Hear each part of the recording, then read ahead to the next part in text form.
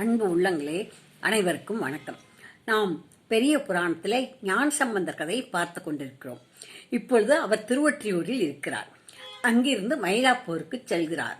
அங்கே அவரை சிவனேசர் என்ற அன்பர், பெரும் வணிகர், கப்பல் வணிகம் செய்பவர், தன் மகள் பூம்பாவை பாம்பு கடித்து இறந்து விட்டாள் என்று அவளுடைய அஸ்தியை பத்திரமாக பாதுகாத்து வைத்திருக்கிறார்.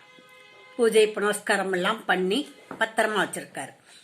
அதை எடுத்துக்கொண்டு வந்து இவர் திருவொற்றியூரிலிருந்து மயிலாப்பூருக்கு வருகிறார் ஞானசம்பந்தர். அவர் கோயிலுக்கு செல்லும் முன், உள்ளே செல்லும் முன்னே அங்குள்ள ஜனங்கள் அவரிடம் கூறுகிறார்கள், உள்ளூர் மக்கள், இவ்வாறு சிவனேசன் தன் மகளை உங்களுக்கு என்று சொல்லியே தன் மகளையும் தன் சொத்தையும் உங்களுக்கு என்று சொல்லியே வளர்த்தார். ஆனால் அவள் பாம்பு கடித்து இறந்து விட்டாள். அவளுடைய அஸ்தியை பத்திரமாக வைத்திருக்கிறார். இப்பொழுது அந்த பெண்ணைத்தான் கொடுக்க முடியவில்லை ஞானசம்பந்தருக்கு. அந்த ஞானசம்பந்த பெருமானுக்கு நான் அவளுடைய அஸ்தியையும் என்னுடைய ஆஸ்தியையும் சேர்த்து அவரிடம் ஒப்படைத்து விடுகிறேன் என்று சொன்னார். அவர் என்று சொல்லிக் கொண்டிருக்கிறார் என்று சொன்னார்கள். சொன்ன உடனே அப்படியா என்று கேட்டுவிட்டு அங்கே இருந்தே இறைவனை வணங்குகிறார். ஆன்ம கோடிகள் உலகில் பிறந்ததன் பயன் அரண் அடியவர்க்கு அமுது செய்வத்திலும் நல்விழா காண்டலுமே உண்மையாம் என்றால் நீ உலகவர் முன் வருக என்று கூறினார். யார? சிவபெருமானை பார்த்து இந்த ஞானசம்பந்தர் சொன்ன உடனே அப்படி சொல்லி வணங்கிட்டு இருக்காரு. அந்த நேரத்துல இந்த சிவனேசர் இந்த அஸ்தியை கொண்டு வந்து அவர் முன்னால் வைத்துவிட்டு காலில் விழுந்து வணங்குகிறார். வணங்கிய உடனே இவர் சிவபெருமானை நினைத்து பாடி எல்லாம் அவரை வர வேண்டும் என்று கேட்டுக்கொண்டிருக்கிறார். அப்புறமாக அவள் பிழைப்பதற்காக அந்த மயிலாப்பூரில் நடக்கும் 10 திருவிழாக்களை சொல்லி சொல்லி சொல்லி காணாமல் போகிறாயோ என்று பாடுகிறார். எப்படி? முதல் பாடல், மட்டிட்ட புன்னையங்கானன் மடமயிலை கட்டிட்டங்கொண்டான் கபாலி சரமமர்ந்தான் ஒட்டிட்ட பண்பின் உருத்திர பல்கணத்தார்க்கு கட்டிட்டல் காணாதே போதியோ பூம்பாவாய். கட்டிட்டல் காணாதே போதியோ பூம்பாவாய். அவளுடைய பேர் பூம்பாவை. முதற் பாடல் பாடியதும் பூம்பாவை உருவம் பெற்றாள். பின்னர் இரண்டாவதாக ஐப்பசி ஓண விழாவை காணாமல் போதியோ பூம்பாவை என்று பாடுகிறார். மூன்றாவது, மங்கையர்கள் விளக்கு வைத்து விழா கொண்டாடுவார்களே, மங்கையர்கள் அந்த விழாவை மங்கையர்கள் செய்யும் விளக்கீழ் விழாவை காணாமல் போகுதியோ பூம்பாவாள் என்று பாடுகிறார். 4, திருவாதிரை திருநாள் காணாமல் போகுதியோ பூம்பாவாய் 5 கேட்கிறார். அப்புறமா தைப்பூச நன்னாளை காணாமல் போகுதியோ பூம்பாவாய் என்று 5வது பாடு. 6வது பாடல், நடமாடல் திருவிழாவை காணாமல் போகுதியோ பூம்பாவாய் என்று பாடுகிறார்.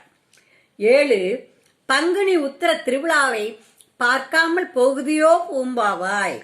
இதெல்லாம் நல்ல தமிழ்ல பாடியிருக்காரு. அது பாட்டு பாடி காட்டினா ரொம்ப நேரம் ஆகும் சொல்லிட்டு நானும் பாடாமல் அதனுடைய கருத்தை மட்டும் சொல்லுகிறேன். 8, அட்டவி திருநாளை பார்க்காமல் போகுதியோ பூம்பாவாய் என்று ரொம்ப உருக்கமா பாடுறார். அப்படி 8 பாடல்கள் பாடியதும் 12 ஆண்டுகள் வளர்ந்த அளவினை எய்தினாள் பூம்பாவை.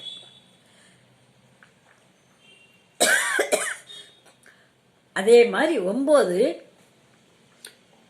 பொற்றாப்பு திருவிழாவை காணாமல் போகுதியோ பூம்பாவாய் என்று பாடுகிறாள். 10, பெருஞ்சாந்தி நன்னாளை காணாமல் போகுதியோ பூம்பாவாய் என்று பாடுகிறாள். இந்த 10 பாடல் பாடிய உடனே அந்த பூம்பாவை குடத்து நின்றும் தாமரை கோயிலில் திருமகள் தோன்றியது போல அழகுடன் தோன்றினாள். அது கண்ட அனைவரும் அதிசயம் அடைந்தார்கள். ஐயார்கள் கரகர சிவசிவ, சம்போ மகாதேவா கரகர சிவசிவ என்று அலைகடல் போல ஆரவாரம் செய்தார்கள். தேவரும் முனிவரும் திருவருளின் திறத்தை நோக்கி பூமலை பொழிந்தார்கள். எல்லாரும் எம்பிரான் கருணையை நினைந்து மண்மிசை வீழ்ந்து வணங்கினார்கள். அங்கே இருந்த சமணர்கள் மட்டும் தளர்ந்து மயங்கி விழுந்து விட்டார்கள். இவரை படைத்தாரே பிரம்மதேவன், அவர் என்ன நினைக்கிறாரு? எண்ணில்லாத வயதுடைய பிரம்மதேவர் தான் படைத்த திலோத்தமையின் அழகை 4 முகங்களினாலே கண்டார். அவர் 4 முகத்திலே 4 2 8 கண்ணு இருக்கும் இல்லையா? திலோத்தமையை காட்டில இவ அழகா இருக்காளே, நம்ம இவ்வளவு அழகா படைச்சமா? இல்லையே. எப்படியோ சிவபெருமானின் அருளினால் பல மடங்கு அழகுடையவளாக தாம் படைத்த பூம்பாவையின்பால் சிவபெருமான் கருணை வெள்ளத்தை காண்கிறார் பிரம்மதேவன். அதேபோல் இந்த சிவபெருமானின் கருணை வெள்ளத்தை இந்த 16 வயதுடைய திருஞான சம்பந்தமூர்த்தி 1000 முகங்களினார் கண்டறினார். அவருக்கு அதை பார்க்க 1000 முகம் தேவைப்பட்டதாம். அத்தனை அழகாக இருந்தாலாம் அந்த பெண். அழகை ரசிக்கவில்லை, அழகை போற்றி பாடுகிறார். அழகை அந்த சக்தியின் அந்த சிவபெருமான் கொடுத்த அழகை நினைத்து அந்த திருஞான சம்பந்தர் போற்றி வாழ்த்தி வணங்கித்தான் பாடுகிறார். வனப்பு மிக்க அந்த மகளை கண்ட சிவனேசர் ஞானசம்பந்தரின் பதமலர் மீது வீழ்ந்தார். பூம்பாவை கபாலீஸ்வரரை தொழுது இந்த ஞானசம்பந்தரின் பொன்னடி தொழுதாள். ஞானசம்பந்தரோ சிவனேசரை நோக்கி, அன்பினீர் உமது புதல்வியை அழைத்துக் கொண்டு இல்லம் செல்லுக என்று பணித்தருளினார். சிவனேசர் ஞானசம்பந்தரை தொழுது, எந்தையே, அடியேன் அருமையுடன் பெற்ற இந்த பெண்மணியை தேவரீர் திருமணம் செய்து கொண்டு அருள வேண்டும் என்று வேண்டினார். பிள்ளையார், சிவனேசரே, என்ன சொன்னீர்?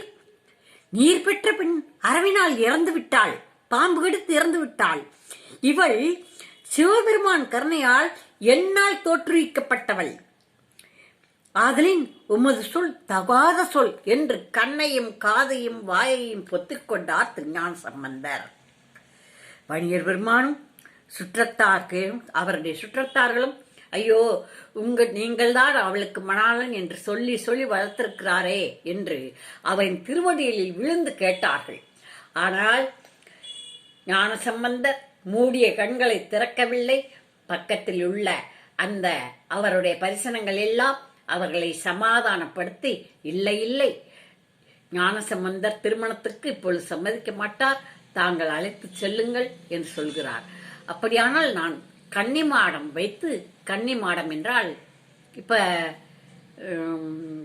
இந்துக்கள்ல கன்னிமாடம் இருக்குதான்னு இப்ப எனக்கு தெரியல. கிறிஸ்தவ மதத்துல கன்னிமார்னு இருக்கிறாங்க இல்லையா, கன்னியாஸ்திரி மடம் சொல்லுவாங்க. அதே மாதிரி இந்துக்கள்லையும் செய்திருக்கிறாங்க முன்னால. அவர் இந்த சிவனேசர் என்ன செய்தார்? தன் மகளுக்கு கன்னிமாடம் அமைத்து கொடுத்து, என் சொத்துக்களின் வரவையெல்லாம் நான் இருக்கும் வரை நான் சம்பாதிக்கிறேன், அதன்பின் நீ இப்பொழுதிருந்து நீ கன்னிமாடத்தில் இருந்து அன்னதானம் செய்து சிவனடியார்களை அந்த ஞானசம்பந்தரை போல் நீயும் வாழ்ந்து நீ சிவனடி சேர்வாயாகுமா என்று சொல்லிவிட்டு அப்படியே அழைத்து சென்று கன்னிமாடம் கட்டுவித்து அதில் அவளை இருக்க வைத்தார். சிவபெருமானுக்கு வேண்டிய தொண்டுகளை செய்து கொண்டே இருந்து அவர் பின்னர் சிவனடி சேர்ந்தார் என்று கதை கூறுகிறது. அதுக்கப்புறமா இவர் என்ன செஞ்சாரு? ஞானசம்பந்தர், திருஞான சம்பந்தர் சில நாள் திருமயிலையில் எழுந்திருந்தார். பிற தலங்களையும் வணங்கும் பொருட்டு எழுந்தார். சிவனேஸ்வரோ தினமும் போய் பார்த்தார். அவரை பிரிந்து இருக்க பெரிதும் வருந்தினார். அவருக்கும் ஏனைய அடியார்களுக்கும் இனிய உரைகள் கூறி விடைபெற்று பரிவாரங்களுடன் புறப்பட்டார் ஞானசம்பந்தர். எங்கே செல்கிறார்? அடுத்து இந்த பெண்ணை பூம்பாவையின் எலும்பை பெண்ணாக்கினார். இப்பொழுது அவர் தன்னுடைய ஊரான சீர்காழிக்கு செல்லும் வழியில் பல சிவத்தலங்களையும் தரிசித்துவிட்டு சீர்காழிக்கு போகிறார். தொடர்ந்து அடுத்த பதிவில் பார்ப்போம். இந்த பதிவெல்லாம் கேட்கவே புண்ணியம், பார்த்தால் அதை விட புண்ணியம். அந்த பாடல்கள் மயிலாப்பூர் பதிகம் என்று புத்தகத்தில் இருக்கிறது, பாருங்கள். பூம்பாவை பதிகம் பாடல்கள் பாட பாட இனிமையாக இருக்கும், கேட்க கேட்க இனிமையாக இருக்கும். பாருங்கள், கேளுங்கள், குழந்தைகளுக்கு சொல்லுங்கள், சிவபெருமானின் அற்புதங்களை சொல்லுங்கள், குழந்தைகளுக்கு பக்தியை ஊட்டுங்கள், பண்பாட்டை ஊட்டுங்கள். பண்பாடோடும் பழக்க வழக்கங்களோடும் நல்ல பழக்க வழக்கங்களோடும் ஆணானாலும் பெண்ணானாலும் வளர்க்க வேண்டும் என்று கூறிக்கொண்டு, அப்பொழுதுதான் அடுத்த தலைமுறை சிறக்கும். தாங்கள் கேளுங்கள். மதுரை விசாலாட்சி ஆட்சி என்று பதிவிடுங்கள், இந்த சேனல் வரும். சப்ஸ்கிரைப் பண்ணுங்கள். இன்னும் அடுத்தாற் போல இவரின் திருமணமும் அவர் ஜோதியில் கலத்தலும் சொல்லப்படும். அடுத்த சிவனடியார் 63 பேரில் அடுத்தவரை பற்றி பேசுவோம். இப்பொழுது அடுத்த பதிவில் ஞானசம்பந்தரின் ஜோதியில் கலத்தல், திருமணமும் ஜோதியில் கலத்தலும் இடம்பெறும். நன்றி, வணக்கம். தொடர்ந்து பாருங்கள்.